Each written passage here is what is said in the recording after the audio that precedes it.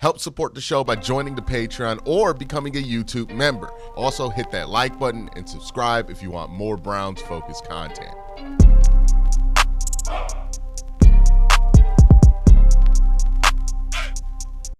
All right, we're going to do some draft grades, some preliminary draft grades where we go through the Browns draft haul. I talk about each of the players that they brought in, give it a grade, give the trades a grade, all of this stuff, all the work that the Cleveland Browns did in this draft. Spoiler warning, I liked it. I like this draft. It's a very, very sound draft. Not a ton of picks that I really disagreed with. And the ones that I did happen later, not early, which is where I would prefer to have my disagreements, right? I would rather disagree with you on pick 94 than pick 4, right? So anyways, let's get into it. Defensive tackle Mason Graham, Browns selected with the 5th overall pick. They also got a future first and pick 36 for their troubles. In addition to Mason Graham was the consensus, according to Arif Hassan, the consensus number 4 guy on big boards. You got him at 5. So you got plus value at the 5 pick. You know, one of my 4 favorite players in this draft. You know, you guys know Travis, Abdul were my top 2. And then there was a drop. And then there's Mason and Ashton Jeanty. Those are my 4 favorite players. You trade back, not in love with the idea of trading Travis Hunter, right? Not in love with the idea of not taking the premium talent when it's there. But at least the package that you got was worth, well, not worth.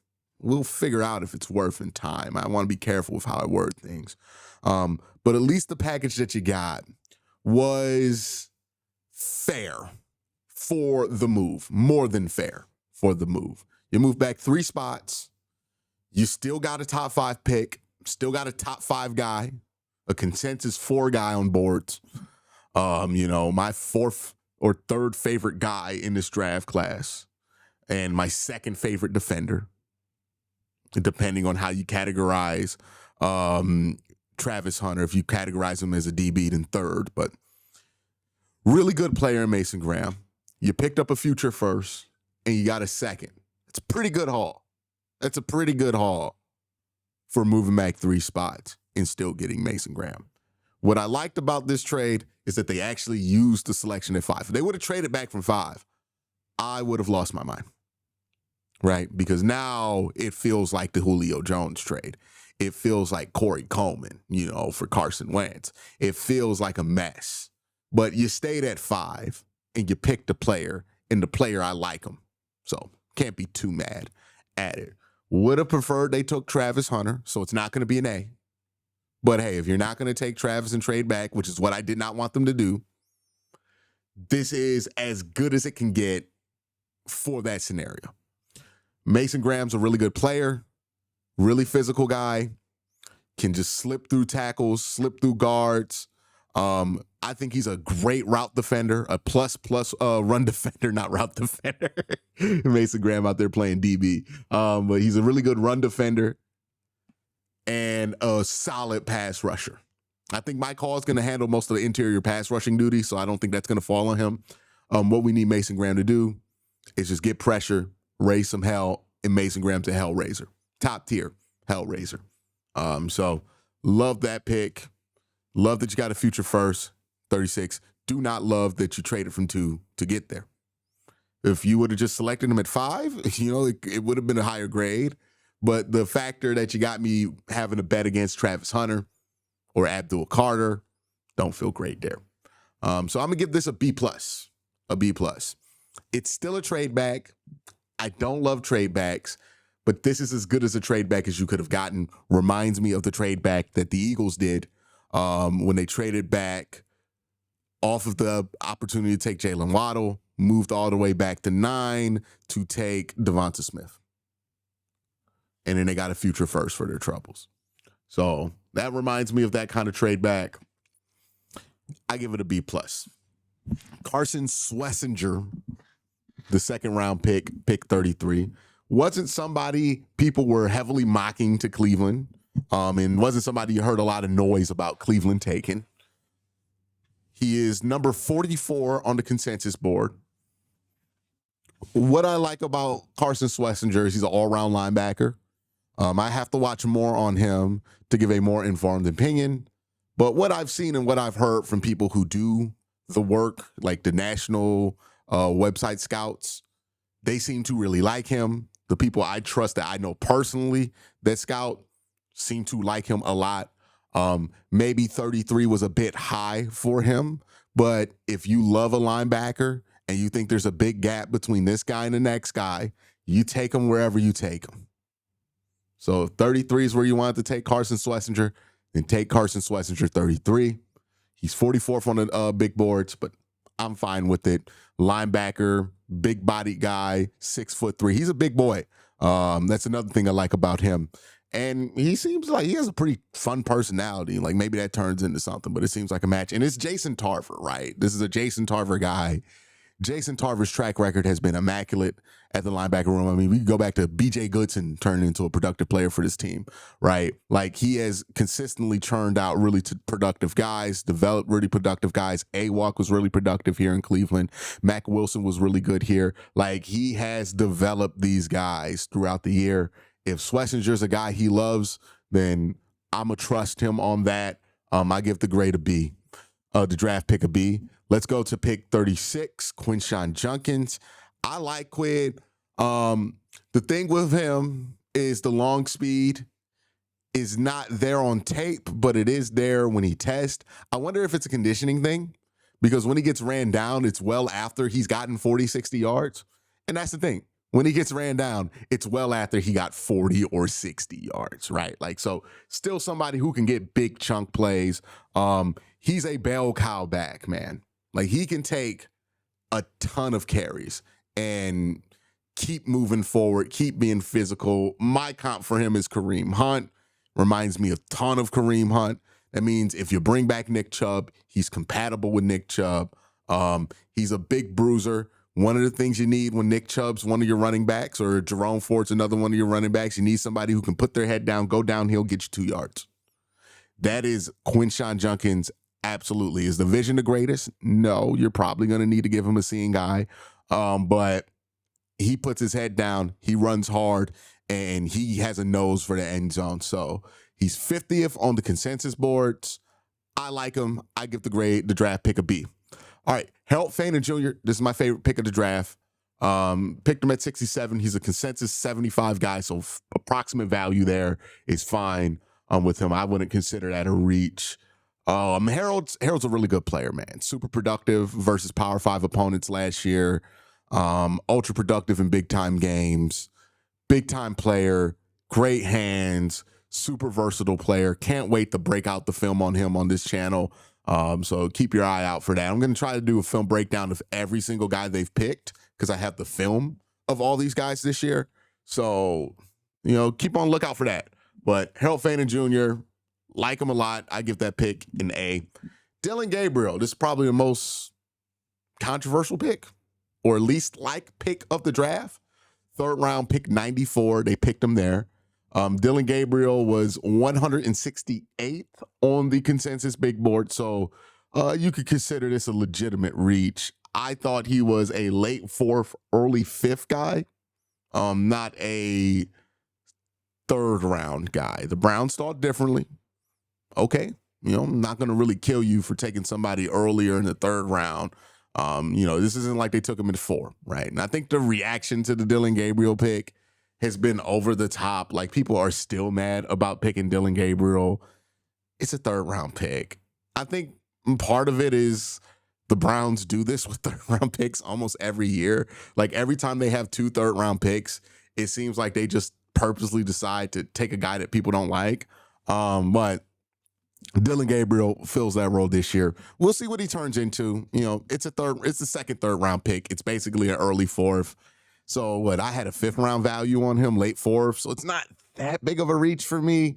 And he does have a lot that he brings to the table. I don't think enough people have been talking about the good of Dillon Gabriel. Like, we've been so caught up in the bad. He's not tall, all this shit.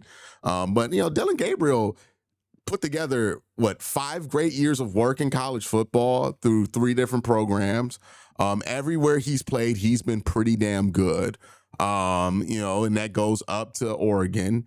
He's a pretty sound and anticipatory thrower. He throws with a lot of zip on that football. There's stuff there to like about Dillon Gabriel that I think is not getting enough run. So Dillon's a smart guy, and he's been a pretty good quarterback in college for a very long time. He's not somebody you're gonna have to waste a ton of time with in the evaluation process, because either Dillon's gonna be fine in the NFL or he's gonna suck. Either the height's gonna be a problem for him or he's gonna be able to overcome it. You'll figure it out. Dylan Sampson was pick 126. He was 76 on the consensus board. So this is considered a steal here for most people. I wasn't as high on Dylan Sampson as most. I give this a C+. I just was not in love with what I saw from Dylan Sampson the few times I got to watch him on TV. Now, I didn't get to watch the all 22 on him. So maybe when I watch the all 22 on him, I'll think differently. But as of right now, I give it a C+. Okay, so let's talk about the Shedeur Sanders pick here. 134, you got the 22 consensus guy. So amazing still there. I give this draft grade A. Now, let me talk about Shedeur for a little bit, right? The big question with him is, why did he fall, right? That's the question that has to be answered before we can go anywhere with how you feel about this pick. If he just fell because the interviews were bad, like if it's something that's not substantive, right? Like if there's not like, oh, we found out that Shedeur Sanders has a serious personal issue, or that Shedeur Sanders has, something deeper going on, basically, right? Than just he had given us some bad interviews. If it's not deeper than that, then I love this pick. Now, we'll figure out over time why it was that he fell, if it was truly because of some silliness that NFL GMs do, where they decide that one thing's going to arbitrarily be a problem and then punish a prospect for it. I mean, we benefited from this with DeJuan Jones, right? Like we've benefited from this before, where teams just decide we're not going to draft somebody because he said he likes basketball in the meetings, and we're going to skip on him because of that. It could be something as stupid as that. If it is something as stupid as that, the Browns got an amazing steal here. This is somebody I thought they should have took in the second round. Or considered taking in the second round. Getting him at 144, yeah, hell yeah, dude. That's awesome. That's really good.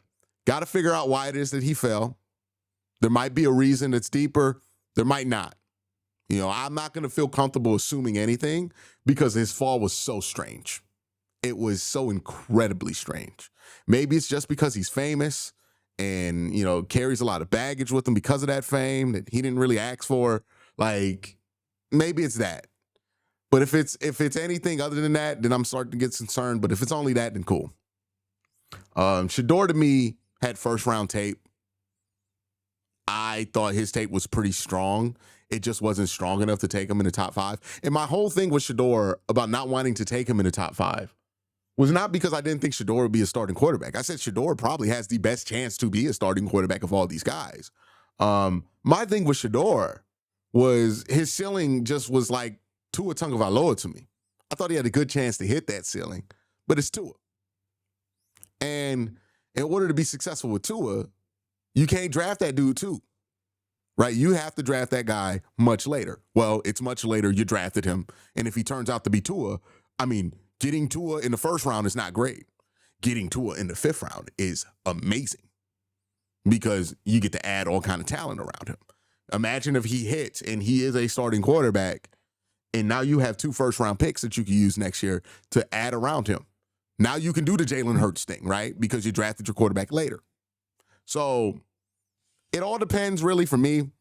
What's the real reason he fell? Was it just NFL GMs doing what NFL GMs do, which is talk themselves out of a decent player? Or was this something more serious that we're going to find out in days come? I'm going to lean towards it being silly, something silly. Maybe somebody gave him a playbook and he didn't return the $20. Like, maybe it's that. But other than that, I think this is a really good choice here from Cleveland. On picks alone, I'll give this draft a B. When it comes to factoring in that extra first that they got, I give this draft a B+. They got some undrafted free agents, Jason Ivey, Donovan McMillan, Dom Jones. I don't know anything about those guys, but those are the free agents that they have right now. If there's more, update this in the comment section down below. But that's the draft grades that I have so far after this day has wrapped up. Let me know what you think in the comment section down below. Y'all have a great day. Having a better night. Peace.